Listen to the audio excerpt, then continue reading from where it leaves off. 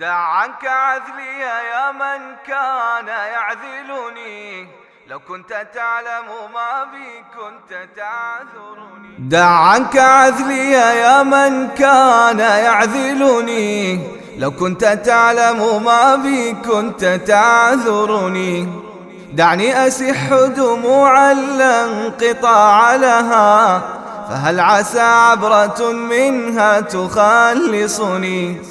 كأنني بين جل الأهل منطرحا على الفراش وأيديهم تقلبني، وقد تجمع حولي من ينوح ومن يبكي علي وينعاني ويندبني، وقد أتوا بطبيب كي يعالجني، ولم أرى الطب هذا اليوم ينفعني. واشتد نزعي وصار الموت يجذبها من كل عرق بلا رفق ولا هواني، واستخرج الروح مني في تغرغرها، وصار ريقي مريرا حين غرغرني. وغمضوني وراح الكل وانصرفوا بعد الإياس وجدوا في شرى الكفن. وقام من كان حب الناس في عجل نحو المغسل يأتيني يغسلني، وقال يا قوم نبغي غاسلا حذقا حرا أديبا أريبا عارفا فطني.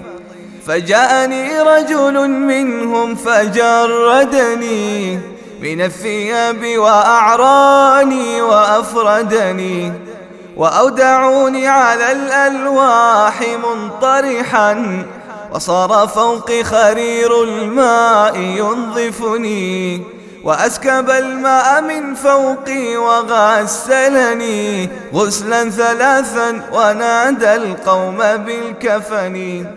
وألبسوني ثيابا لا كمام لها، وصار زادي حنوطي حين حنطني، وأخرجوني من الدنيا فوا أسفا على رحيل بلا زاد يبلغني.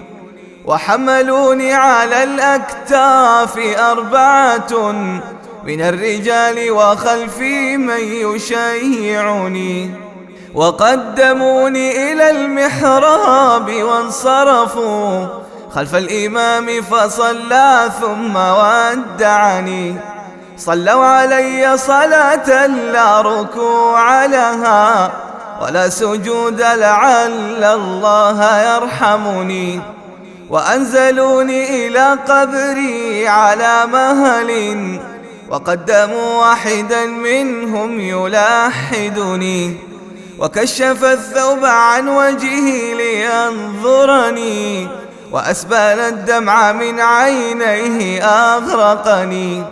فقام محترما بالعزم مشتملا، وصفف اللبن من فوقي وفارقني، وقال هلوا عليه الترب واغتنموا حسن الثواب من الرحمن ذي المنن.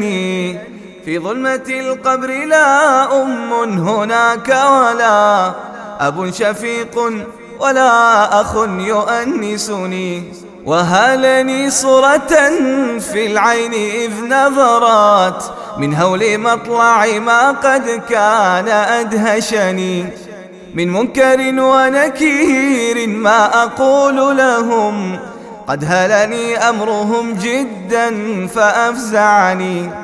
وأقعدوني وجدوا في سؤالهم ما لي سواك إلهي من يخلصني، فامنن علي بعفو منك يا أملي، فإنني مثق بالذنب مرتهني.